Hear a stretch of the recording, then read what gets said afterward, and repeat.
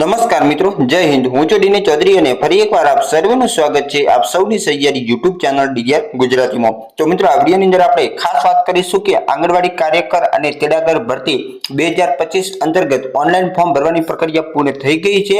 તો તમે બધી જ બહેનોનું ફોર્મ પણ ભર્યું હશે। હવે વાત કરવામાં આવે તો ફોર્મ ભર્યા પછી જે તમારું ફોર્મ છે, એપ્લિકેશન છે, એનું સ્ટેટસ તમે કેવી રીતે ચેક કરી શકશો અને એપ્લિકેશન સ્ટેટસ ફરજિયાત એક વખત ચેક કરી લેવું। એની અંદર તમારી અરજી હોય છે એ કન્ફર્મ થયેલી હશે તો જ આગળની પ્રોસેસ થશે। જો તમે ફોર્મ ભર્યા પછી અરજી કન્ફર્મ નથી કરી તો તમારું ફોર્મ જે છે એ રિજેક્ટ થવા પાત્ર થશે।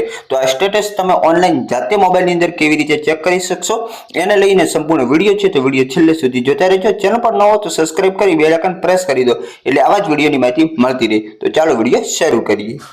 તો તમારી એપ્લિકેશનનું સ્ટેટસ ચેક કરવા માટે સૌથી પહેલા તમારે EHRMS ગુજરાત નામની વેબસાઇટ જે છે આંગણવાડી ભરતી માટેની એને ઓપન કરી દેવાની છે।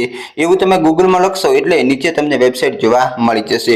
જેવી આ વેબસાઇટ ઓપન થશે એટલે આની અંદર જોઈ શકો છો અહીંયા રિક્વાયરમેન્ટનું ઓપ્શન બતાવે છે, એના ઉપર તમારે ક્લિક કરી દેવાનું છે। એના ઉપર ક્લિક કર્યા પછી તમે નીચે સ્ક્રોલ કરશો એટલે અહીંયા અલગ અલગ પ્રકારના ઓપ્શન જોવા મળશે। એનામાંથી એપ્લિકેશન સ્ટેટસ નામનું જે ઓપ્શન છે એની ઉપર તમારે ક્લિક કરી દેવાનું છે। એની ઉપર ક્લિક કરશો એટલે આ પ્રકારનું અહીંયા એપ્લિકેશન સ્ટેટસ ખુલી જશે, જેની અંદર તમારે સૌથી પહેલા અહીંયા તમારો એપ્લિકેશન નંબર ફોર્મ ભરતી વખતે એક તમને નંબર મળશે, એ નંબર એન્ટર કરવાનો છે। એની નીચે તમારો જે મોબાઈલ નંબર આપેલો હોય છે એ મોબાઈલ નંબર એન્ટર કરવાનો છે। એના પછી તમે સેન્ડ ઓટીપી ઉપર ક્લિક કરશો એટલે તમારા મોબાઈલની અંદર એક ઓટીપી આવશે અને અહીંયા જ નીચે ઓટીપી એન્ટર કરવાનો આવશે। એ એન્ટર કર્યા પછી તમારે વેરીફાઈ ઉપર ક્લિક કરશો તો તમને કંઈક આવું પ્રકારનું બતાવશે, જે તમને બતાવી દઈએ।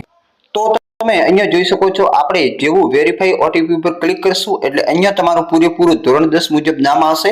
ધોરણ 10 મુજબ નામ આવ્યા પછી અહીંયા બાજુની અંદર તમારો મોબાઈલ નંબર હશે, એના પછી જે તમે આંગણવાડી પસંદ કરી છે એનું નામ આવશે અને અહીંયા અરજી કન્ફર્મ થયેલ છે એવું અહીંયા લખેલું આવવું જોઈએ।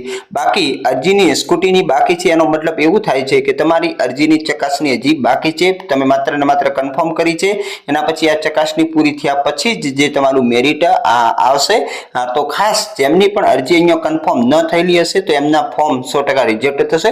તો એક વખત બધી જ બહેનો ફટાફટ આ અરજી કન્ફર્મ માટેનું સ્ટેટસ ચેક કરી લેવું એટલે તમારી અરજી કન્ફર્મ થયેલ છે કે નહીં એ તમે નક્કી કરી શકશો।